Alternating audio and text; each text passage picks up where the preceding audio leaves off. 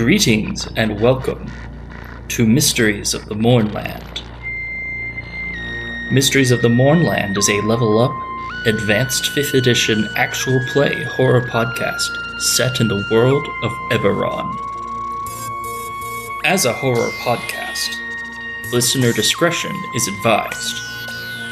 You can find a full list of content advisories in the episode description. Again, listener, welcome.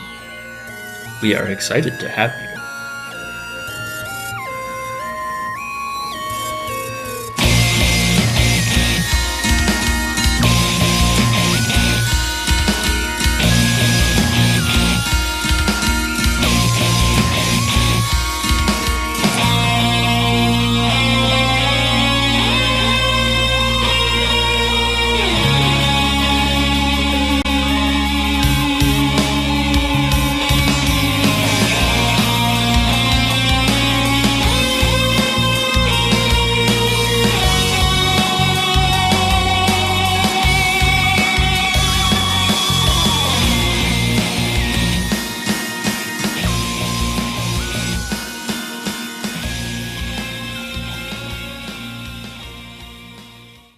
Welcome back, everyone.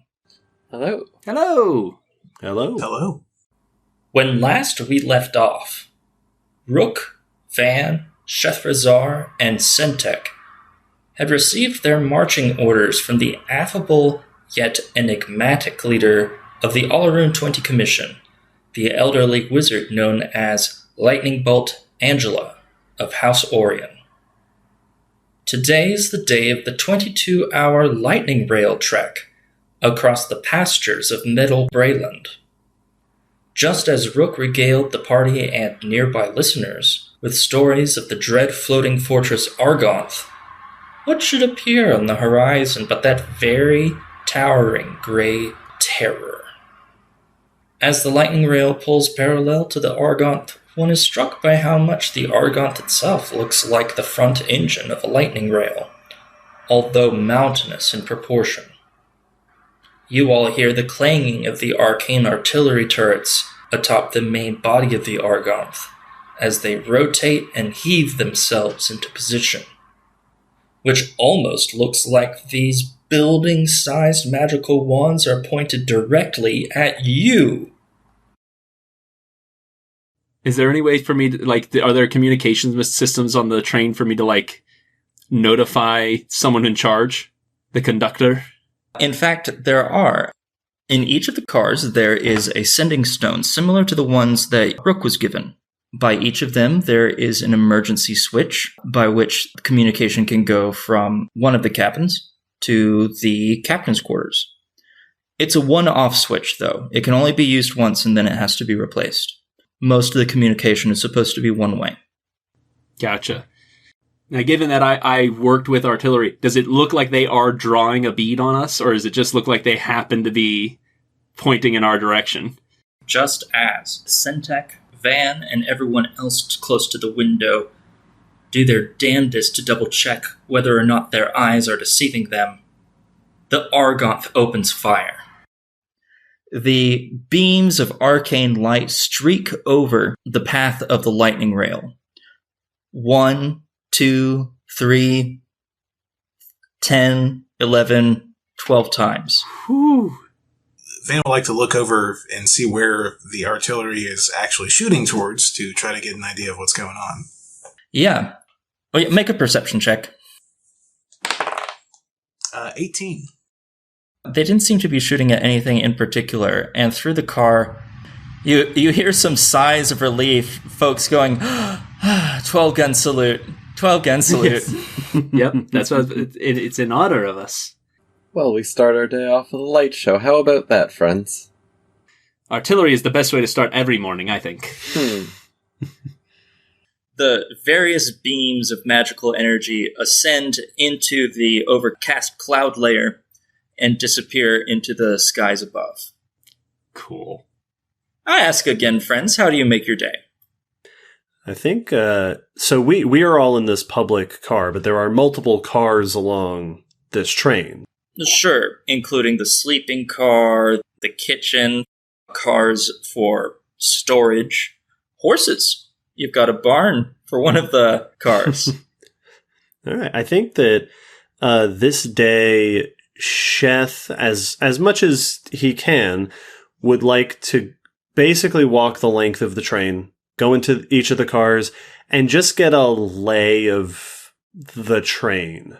Sheth is suddenly a little bit uncomfortable not knowing where all of the rooms and exits are, and would like to spend this day getting as much a sense as he can of where everything is, where all the doors are, which are the faces that seem like they are, if not memorizing every face, remembering the important ones. Remembering the important ones. Go ahead and give me an intelligence check. No skill associated here. This is just for raw memory. I'm so good at that. 7. Okay. Clearly, you're trying very hard. No one could be expected to memorize 100 faces all at once. Right. Much less 100 faces and 100 names. Still, you're trying. What's everyone else doing today? Today's when we're supposed to arrive, right? That's tomorrow. Oh, that's tomorrow. Okay, that's I wasn't sure.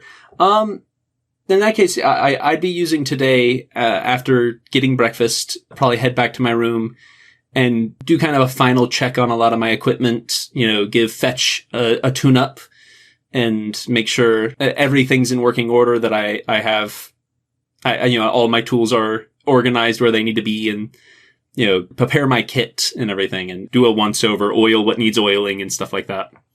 Very good. Can you make a note of that on your character sheet? This isn't any particular rule, but I would like for you to have the organized tag to your equipment in case that becomes relevant. Can do. Thank you. Rook and Van. So Van is also going to kind of just walk along the length of the train, not needing, food or sleep or anything. He kind of gets a little bored after being solemn for so long. So I was going to see if he notices Sheth walking along and looking a little distraught. And I'm going to walk over to Sheth and just say, it's got you creeped out as well, too, right? Yeah, well, we're heading into a place that's, by its nature, pretty creepy, I think, but I've got our new friend Rook called the storm ominous, and I'm a firm believer that not all omens are bad ones.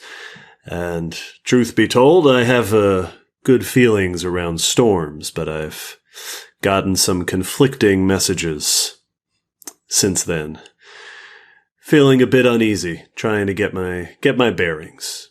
There's a voice that calls out to you both. Don't be so superstitious. Sure enough, there is a table with 2 knights, one of which bears the emblem of the Silver Flame, one of which is in dark black armor. They're playing cards with one another. The knight in dark black armor, one Sir Gustavus. He growls, "You boys fancy yourselves a game?" What game would this be? Queen's Uncle, best of 3. Would we know that game? Yes, it's a common game. Haven't played that in many a moon, but I'm down to try it. Been a time for me too, but Sheth will walk and sit next to the Knight of the Silver Flame. The 4 soldiers spend their early afternoon together. Are any of y'all proficient with playing cards? No. Actually, hold on. If anyone's got a dice set, Sheth will totally be up to play dice. Not really. I've got the military bearing trait, but I don't think that actually covers being good at gaming, so... No. Some soldiers get proficiency with gaming sets, but not all of them. Okay. I don't think. Anyway, so y'all can make your checks. If you want to cheat, you should use charisma, but if you want to play just using your brains, intelligence, if you have another strategy, let me know. Could I argue playing from experience with wisdom? Yeah, even though Queen's uncle uses a traditional 52-card deck, it is named, supposing to model politics. So, yeah, there are some traditional plays, and sure, you can use your wisdom. All right. Okay, well, I will do that as well. Very good. That's a 10 for me. Okay. And a 16 for me. Okay. Let me roll these dice. Van comes very, very close to winning a game, but misses out. That said, that nearly winning caused the third game to be a draw. It is 1 win to Sheth and 1 win to Sir Gustav. I'll need you to make one more roll there, Sir Sheth. Sure. That's a 17. Sir Gustav says something really foul as he slams the cards on the table and storms off. He yells at a halfling to get him some hard liquor. Sheth will... I assume we're not playing for anything. That we're just... Like, where there's no money involved, so there's no winnings to collect? I'm happy for there to have been. Sheth will not have argued if someone else had suggested that.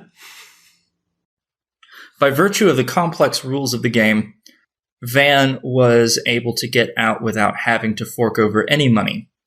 And Shethrazar got out with a tidy 3 gold. Ooh. Well, add that to my treasure.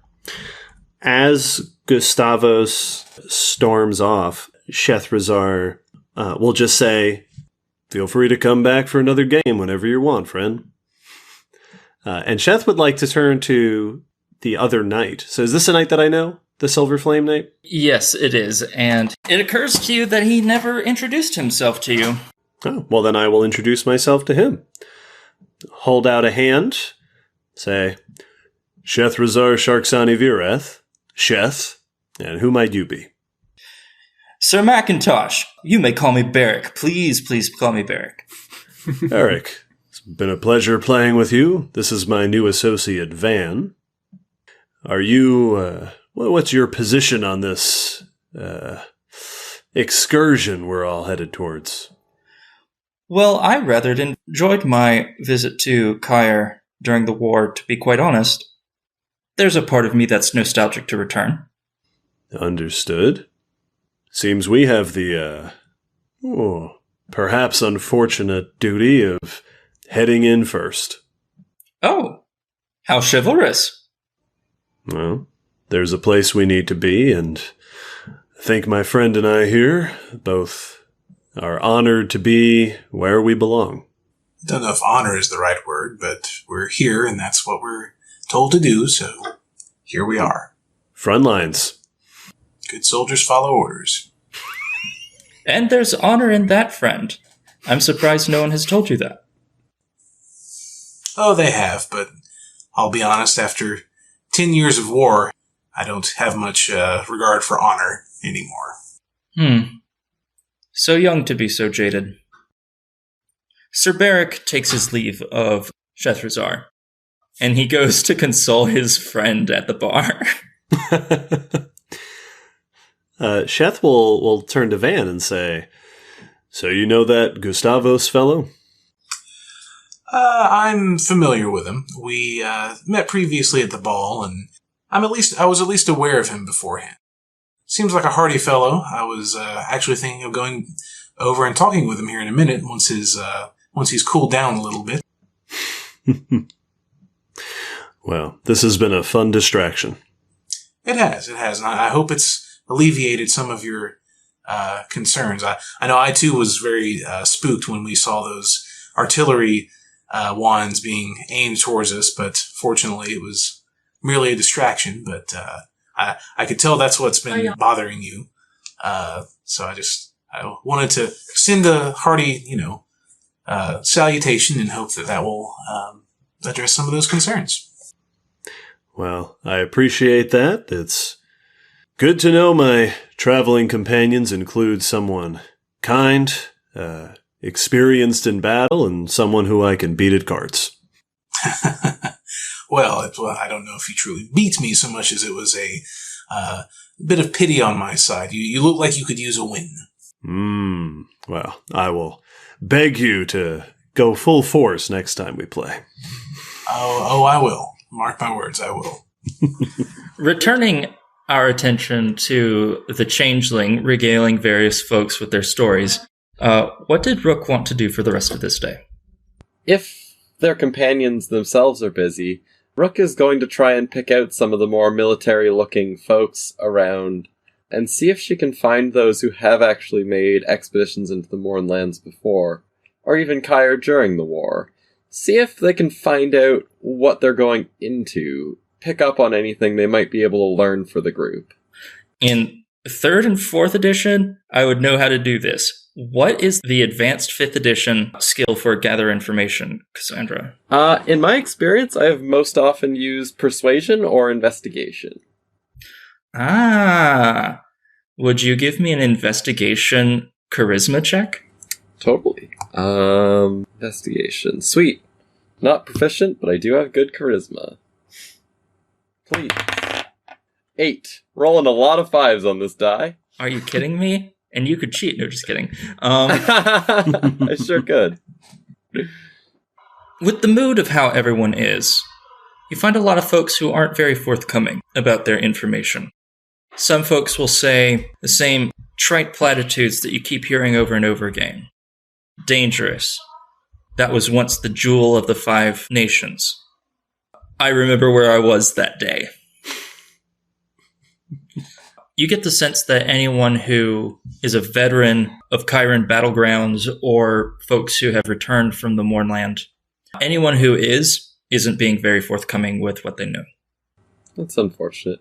Rook will be as forward as they can with such people, where possible. Possibly to the annoyance of some people on the trip, but they want information. And they're not the type to back down on this kind of thing. Well, then make me a charisma persuasion check. Alright, cool. That's a little better.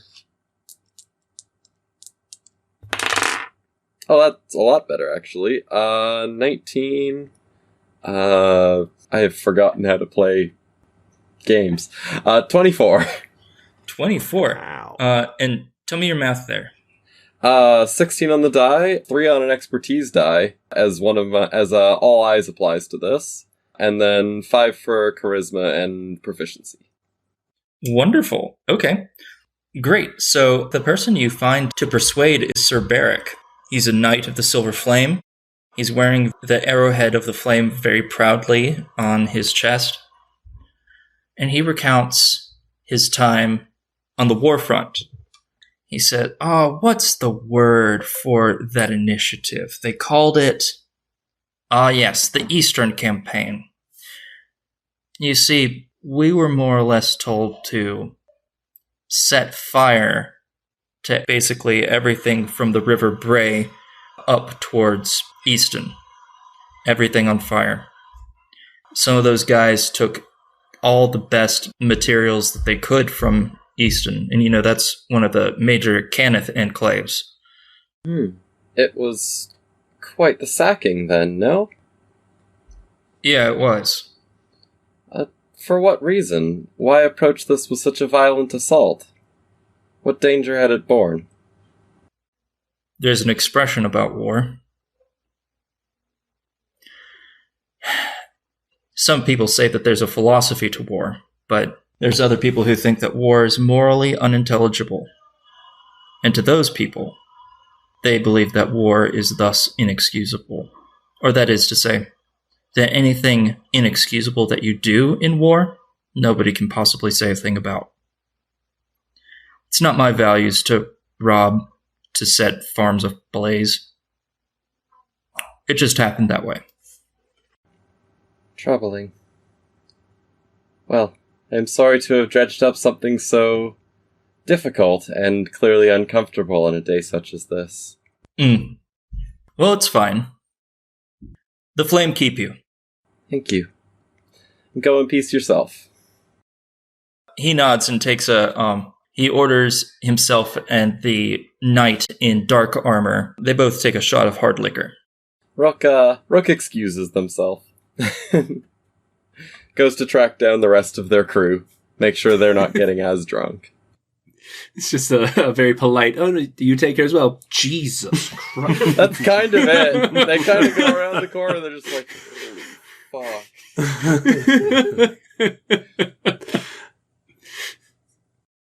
Supposing nothing strange happens, you all take your dinner together. The halflings are, of course, once again very pleased and chipper to deliver you whatever your heart desires. Everyone make an insight check.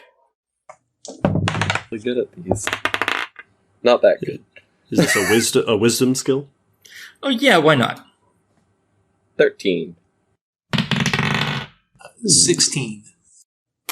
I got a 5, but I rolled a natural 1, which with my background, my destiny stuff means I should get inspiration. All right. Yeah, totally. So tell us about that right quick.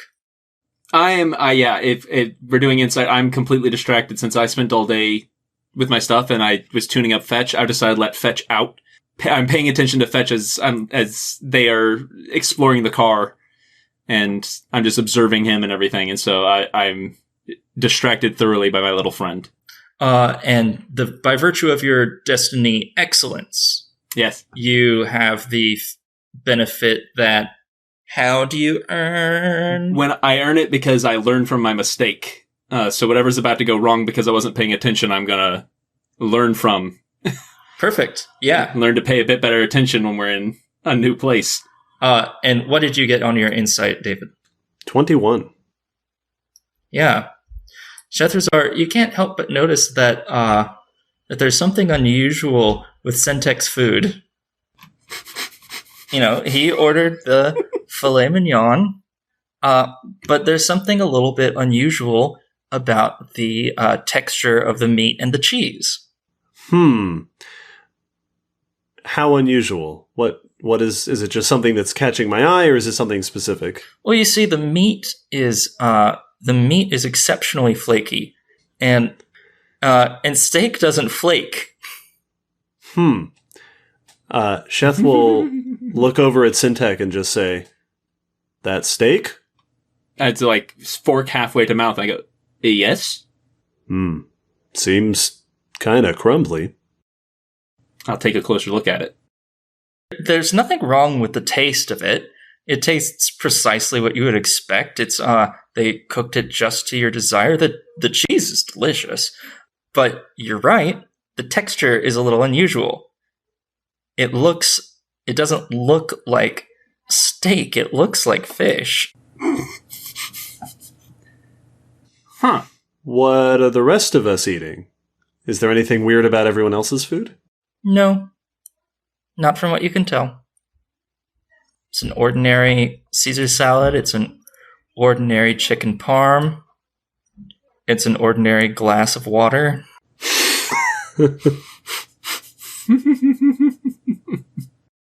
I'll poke at the meat and like examine the rest of it to see if if it seems like something's wrong or if they just gave me steak tasting fish. Make an intelligence check. Can do. Sheth is now closely examining his own food. 14. Yeah, this is fish that tastes like steak. This could easily be done by virtue of the prestidigitation spell. Oh. Okay. Sea cows. All right, but do I get any sense that there's that it is foul play, or that it's just how they are serving it? It may be that they didn't have enough ingredients to pass you what you really wanted, and so they might have disguised other ingredients. Or perhaps they needed to get rid of all the fish, and they passed it off to you because they could. All right, yeah, I'm a little disappointed I didn't get what I ordered, but I also acknowledge the thriftiness and ingenuity of it. So as long as it seems like good fish, I'll probably keep eating it. Otherwise, dinner passes uneventfully. Night falls. There's a bit of rain over the course of night, but it's not nearly quite so strong as the storm emanating from Sharn. Sheth and Sentek and Rook make Constitution saving throws. Oh, sweet. Hey. Oh, I'm proficient at these. Nice. Yes. 20. 20. Okay. 7. Natural 1. Ooh. You're going to need a new character, too. I learned a new lesson. Shouldn't have ate the fish. Yeah, I wasn't a fish either. Your stomach is troubling you most horrendously. You dream that you're a child and that you're all alone. You keep looking through every single door and opening every single puzzle box. And each time you find yourself in a silent room. When morning comes, the rain has only just abated. The shift change was in the middle of the night, about 4 a.m. At some point during breakfast, Angela makes a point to say hello to each of you. Morning. Good morning. Greetings. Hi, everyone. Just checking that my squad is good to go. I believe so. Yes. Okay. As soon as we park, everyone's going to be getting their stuff. It's mostly going to be everyone carrying their own things to the forward camp. And it's at the forward camp that we'll be discharging the responsibility of the stability beacon to you all. Until that point, you should know that it's going to be carried along with some of the heavier luggage in the earth sled. Have you all seen an earth sled before? Can't say I have. So it's sort of like a lightning rail, but with rocks, and it's very slow, but it's so strong. I'm so excited. We get to drive an earth sled. Fascinating. Your enthusiasm is contagious, and much needed on a day such as this. So glad of you to say. At this moment, a voice comes over the dragon shard in the main cabin. This is your captain speaking.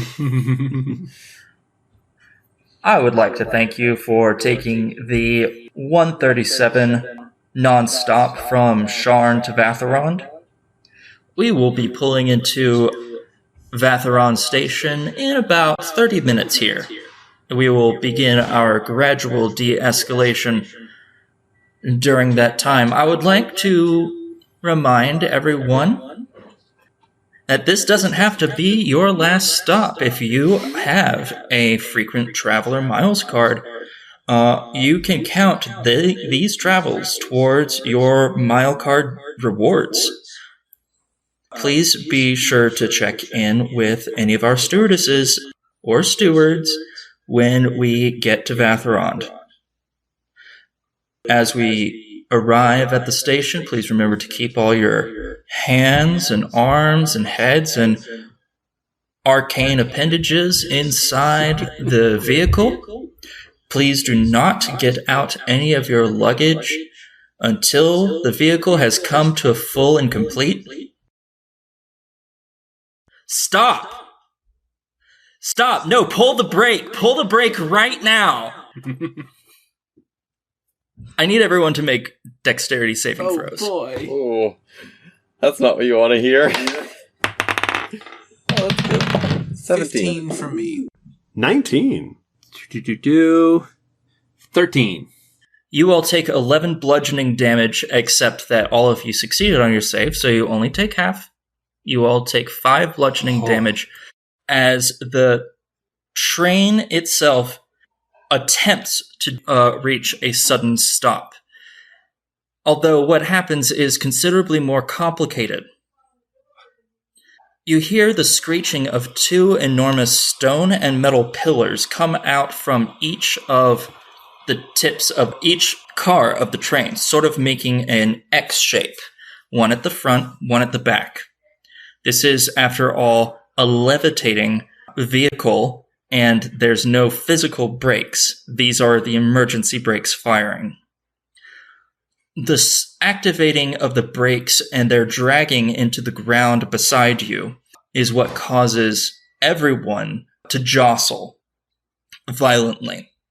Food is thrown to the ground, glass shatters, and not the least of which you also hear the horrendous sound of one of the cars behind you veering violently and radically to the right, and the third car slamming into it.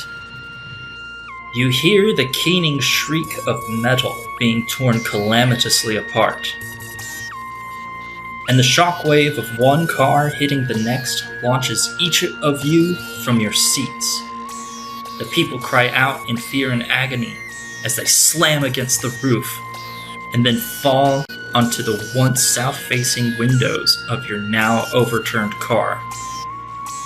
You feel the shattered glass piercing through your hands and clothes, and the lurching noises of the crashed car above you promises you aren't out of danger yet.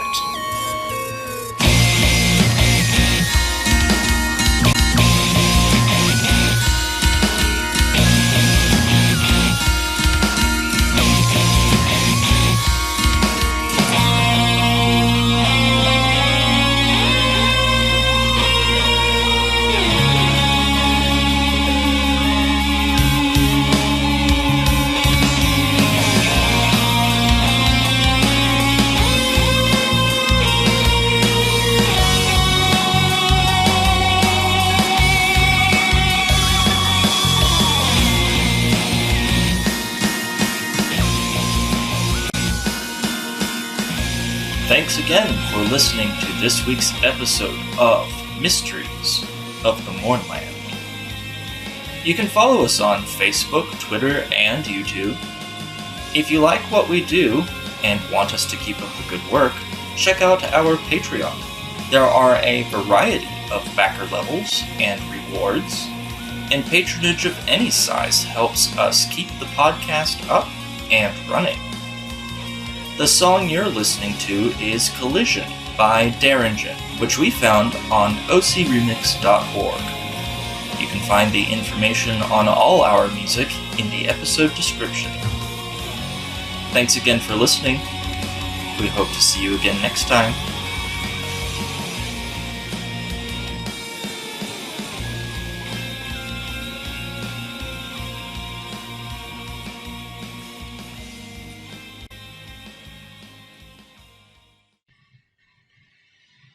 End of episode.